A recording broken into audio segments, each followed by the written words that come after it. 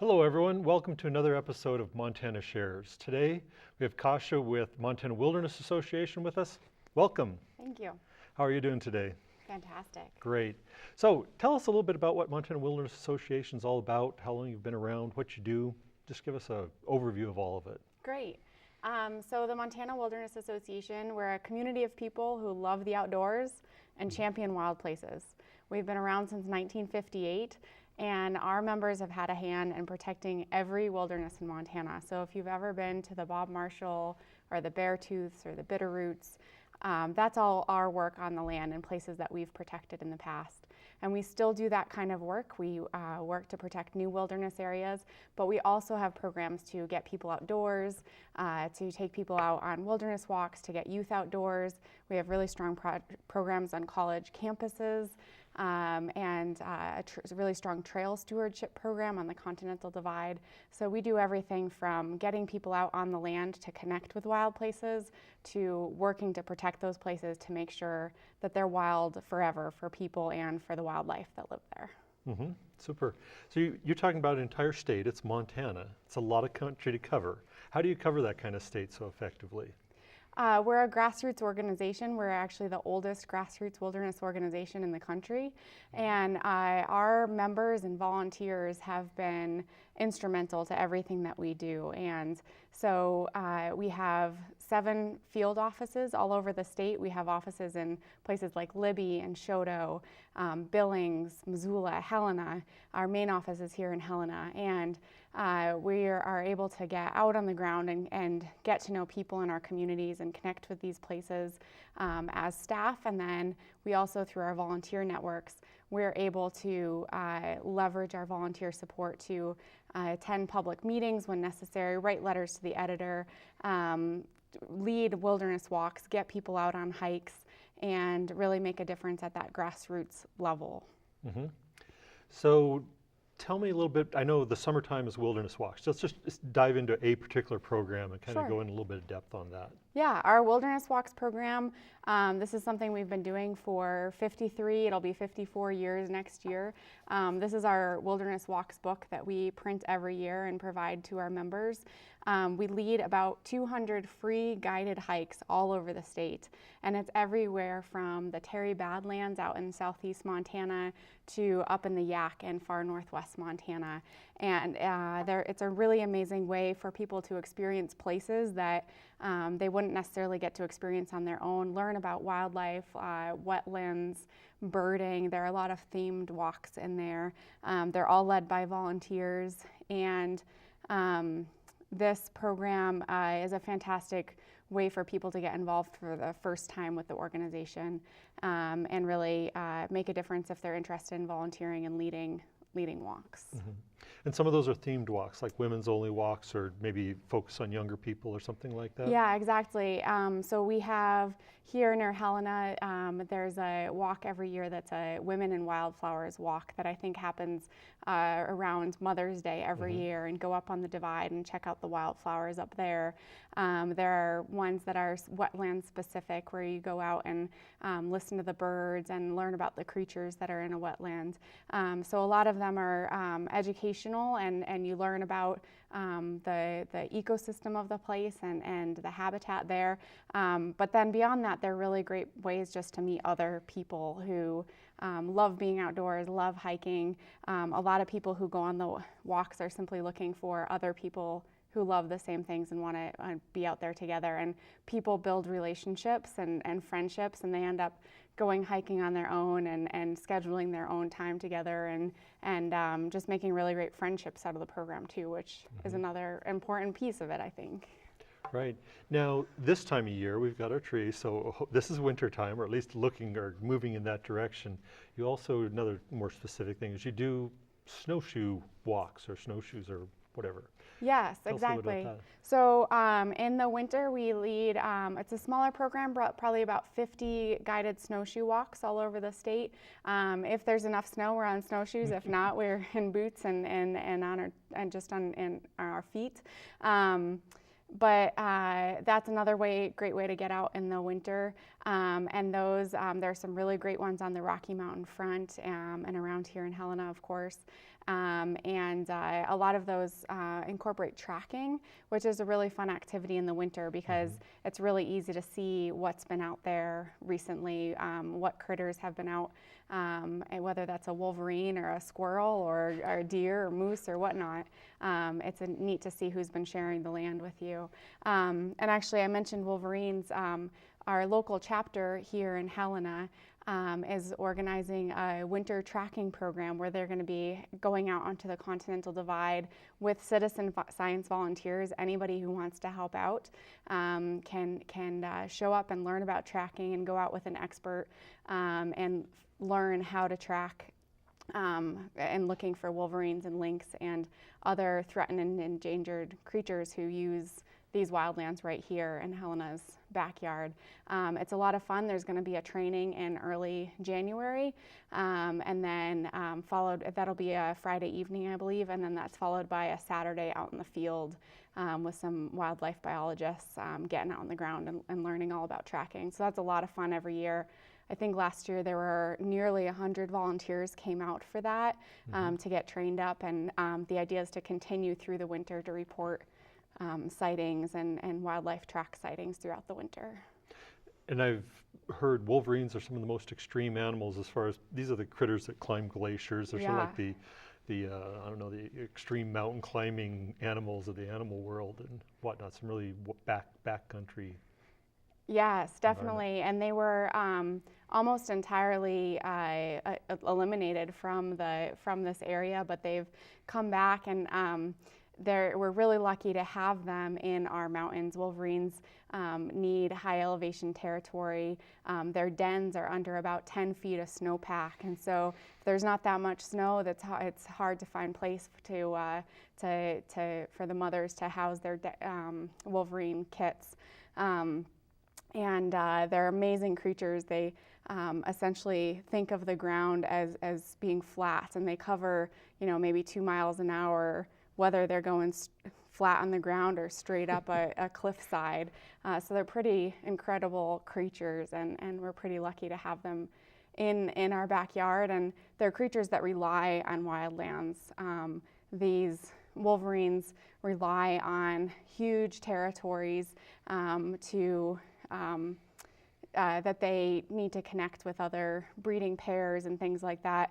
So they rely on our protected, connected wildlands. And so that's why here near Helena, it's really important work that we're trying to do to protect lands along the Continental Divide, where there's Glacier National Park and the Bob Marshall Wilderness is protected, but then south of there, south of the Scapegoat Wilderness, it's unclear what the future of those lands are going to be. So that's one of our projects, is to make sure that those lands get protected as wilderness where it makes sense, so that creatures like wolverines can continue to have great habitat and thrive in our backyards. Mm-hmm. So let's go back to kind of working at MWA, Montana Wilderness Association. Kind of fun work, but also serious work. What other things do you work on? One of the projects that I've been really excited to work on over the last year, we are in the process of building a statewide online trail guide for all of Montana. It's really important information. If you've ever looked for a hike out there, sometimes you have to look in multiple books or call up multiple ranger stations to figure out what the conditions are. And a lot of our really amazing trails, a lot of places that we go to on our wilderness walks aren't in any guidebook, and they're places that people should know about and care about. And so we are putting together a statewide online trail guide. It'll launch in the spring of next year. It'll have photos and trail descriptions and all of the usual information you'd expect in a trail guide. But then in addition to that, it's going to allow opportunities for people to add trip reports and say, hey, I was just out there on May 16th and there was so much snow up there. I was post-holing the whole time. Don't bother going for another month till it melts out. Or the wildflowers were amazing. You have to go there right now. And so it's going to provide a lot of information that we all look for as recreationists and to help enhance our experience. And then it's also going to feature local businesses, where to grab that burger or beer or cool places to spend the night. so that those things enhance our experience as recreationists. We all love, I'm sure anybody who's been out on a hike has remembered that moment when you're thinking about what meal's next and It's what that you're going to get. cheeseburger that you're looking forward to getting back to. Exactly. Where do you find that? And so this will also include with the trail descriptions, here are the places nearby where you can get that really delicious cheeseburger that really adds to our outdoor experience in the end. The user aspect is great. I've done a hike where I was climbing over trees that hadn't been cut out yet, and walking across rivers that were almost too high to be walking across because of early season hiking that would be nice to know, and nice to share both. And that's information that we'll share with the public through this, but then also share with the Forest Service or the BLM or these managing agencies, understanding that they might not be able to get to all those trees down this year, maybe next year or the year after, but just so that they're aware of what's on the ground and providing a service back to our agencies, because more and more they have fewer and fewer people out on the ground. And so if we can all be the eyes and ears and report back of what the conditions are, it will help them prioritize management and figure out what needs to be done on the forest. Right. You mentioned BLM, Forest Service. I think a lot of people don't realize how collaborative you guys work. You work with all different types of groups. Everybody. Tell us a little bit about how you try to make it a holistic experience for our entire population.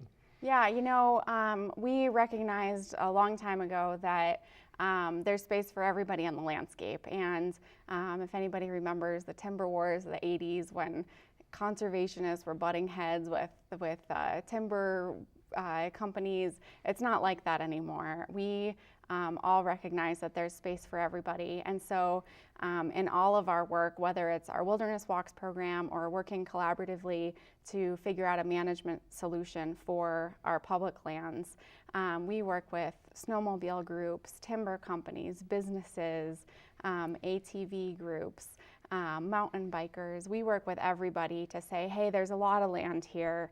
There are certain needs that our wildlife have. There are certain needs that our communities have in terms of clean water and getting clean water from our national forests. And there are certain desires that we have as recreationists. So how can we all work together and make sure there's space for everybody in the land? And it's worked really successfully. It's something, just about exactly a year ago, Congress passed the Rocky Mountain Front Heritage Act. It protected about 300,000 acres of public lands on the Rocky Mountain Front. About 60,000 of that was wilderness, and it was the first new wilderness in Montana in more than 50 years, more than 30 years. And the reason that was successful is that local outfitters and ranchers and businesses and conservationists all worked together and said, this is the future we want for our backyard wildlands. This is the way we would like to see it managed so that it stays just the way it is forever. And because of that diverse support from so many different people, our entire congressional delegation, Republicans, Democrats, they all stood side by side and said, yes, we will support this. Let's make this happen in Congress. And so by working with everybody, we get a lot more done. Everybody gets a lot more out of it than just button heads.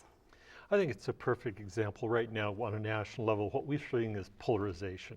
We're just getting farther and farther apart. And I think what you do is proof that everyone can get what they want by working together a lot better than fighting and trying to get just what I want and not worrying about what everyone else wants. Exactly. So I think that's something I've always been proud of what MWA has always done. And I think it's something the Montanans are really good at. It's a small state. We're used to working together.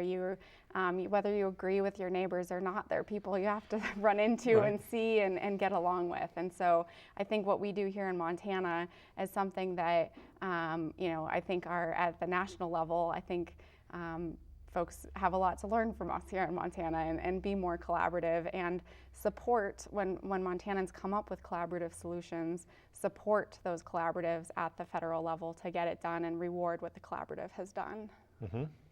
So what's in the future for Montana Wilderness Association? Well, coming up next year, our Wild Fest event, which is really exciting. If anybody was at Wild 50th Fest in Sealy Lake or Wild Fest last year and at Fairmont Hot Springs, next year it's going to be at Great Falls. We're partnering with Giant Springs State Park. That's going to be the Saturday after Labor Day, and there are going to be hikes and activities all during the day. And then in the evening, there's going to be food and music and a lot of fun to celebrate wildlands and see the place and celebrate it. So that's a lot of fun every year. Like I said, the online trail guide that I've been working on, that's going to launch in spring, probably about April of 2016. So stay tuned for that. It should be a lot of fun and a great resource to check out. And then we are working with National Forests, with our volunteers on our Bureau of Land Management lands in eastern Montana to make sure that those areas stay wild.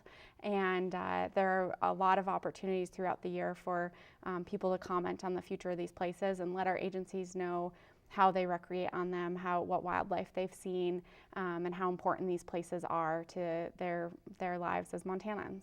Mm-hmm. So if someone wants to be involved with Montana Wilderness Association, what's the best starting point, and then where do they go from there? Yeah, there's always a lot going on, so we definitely always need new volunteers and new members. Anybody interested in joining can join the Montana Wilderness Association at wildmontana.org is our website, and from there all our members receive our Wilderness Walks book every year, and then we have 4 newsletters that we print every year that use really beautiful imagery and talk about our work to protect wildlands and ways to get involved.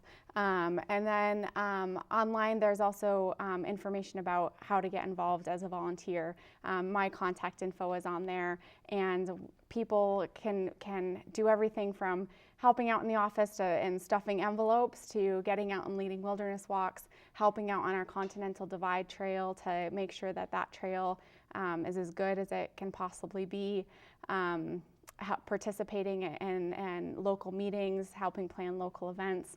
There are so many ways to get involved, and what we do is, rather than have a list of options and say, here's what we'd like you to do, if anybody is interested in getting involved, we have a conversation and figure out what they're interested in and how they can have the most rewarding experience and make the most difference using their talents to support our work. Okay, so just get in touch with you one way or another. That's right. And find out where they can be put to good use, Yeah. making this beautiful country even more useful and appreciated. Exactly. Well, super. Do you have any final thoughts you want to share before we wrap up here? Well, thanks to everybody who has supported our work in the past, whether that's through membership or through the Montana Shares program. That's really important to people who are able to contribute in their businesses and workplaces. It's a fantastic way to give. And anybody who's has some time and is looking for a really great community to belong with. The people that I've met through the Montana Wilderness Association, they're like family to me, and I love being with them. We love getting outdoors together, and so I encourage anybody to support our work and get involved. Sounds great. Well, thank you for coming down today and doing the interview. Thank you, the people that watch this show, for the time that you take to find out more about the nonprofits that make our state so great.